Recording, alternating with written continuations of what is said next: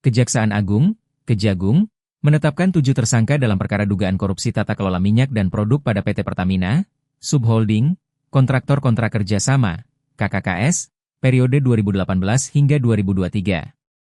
7 tersangka itu terdiri dari 4 pegawai Pertamina dan 3 pihak swasta.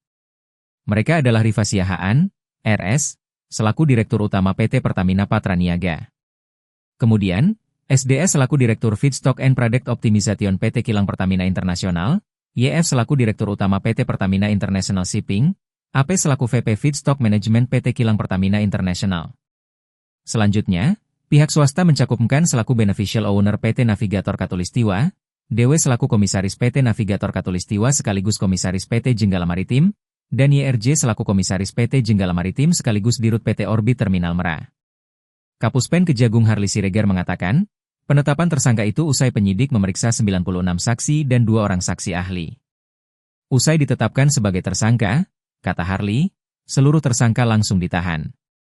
Sementara Direktur Penyidikan Jampitsus Kejagung Abdul Qohar menjelaskan, kasus dugaan korupsi ini bermula ketika pemerintah menetapkan pemenuhan minyak mentah wajib dari dalam negeri pada periode 2018 hingga 2023. Atas dasar itu, Pertamina wajib mencari pasokan minyak bumi dari kontraktor dalam negeri, sebelum merencanakan impor. Namun kata Qohar, aturan itu diduga tidak dilakukan oleh RS, Dirut Pertamina Patraniaga, dan SDS, Direktur Feedstock and Product Optimization PT Kilang Pertamina Internasional, dan AP, VP Feedstock Management PT Kilang Pertamina International. Sebaliknya, mereka diduga bersengkongkol untuk membuat produksi minyak bumi dari dalam negeri tidak terserap, sehingga pemenuhan minyak mentah dan produk kilang harus dilakukan dengan cara impor. Qohar menyebut produksi minyak mentah oleh kontraktor kontrak kerjasama, KKKS, dalam negeri juga ditolak setelah produksi kilang diturunkan. Penolakan dilakukan dengan membuat berbagai alasan.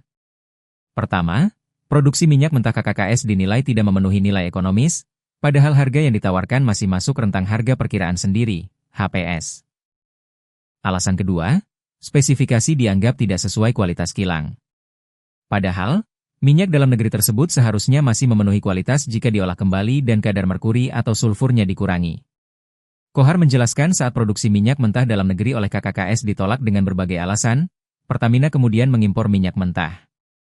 Kemudian, Qohar menjelaskan ada dugaan pemufakatan jahat, mens rea, dalam proses impor minyak mentah tersebut oleh tersangka SDS, AP, RS, YF, bersama tersangka pihak swasta MK, DW, dan GRJ. Ia menjelaskan rencana pemufakatan jahat itu dilakukan dengan mengatur proses pengadaan impor minyak mentah dan produk kilang. Melalui pengaturan tersebut pengondisian pemenangan broker seolah-olah sesuai dengan ketentuan. Pengondisian itu dilakukan oleh tersangka RS, SDS, dan AP yang memenangkan broker minyak mentah dan produk kilang secara melawan hukum. Lalu, tersangka DM dan GRJ berkomunikasi dengan AP agar memperoleh harga tinggi saat syarat belum terpenuhi. Tersangka RS kemudian diduga menyelewengkan pembelian spek minyak.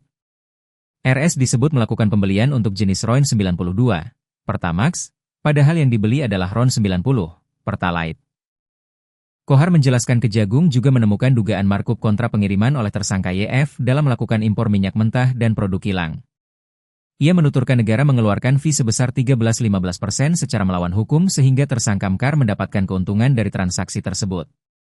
Lebih lanjut, Qohar menyebut korupsi ini berdampak luas pada harga BBM di Indonesia. Karena sebagian besar kebutuhan minyak nasional dipenuhi dari impor ilegal, harga dasar BBM menjadi lebih mahal. Hal ini berdampak pada penetapan harga indeks pasar, HIP, BBM, yang menjadi acuan subsidi dan kompensasi BBM dari APBN setiap tahunnya. Sederet perbuatan melawan hukum tersebut telah mengakibatkan negara merugi sekitar Rp193,7 triliun. Download Tribun X sekarang, menghadirkan lokal menjadi Indonesia.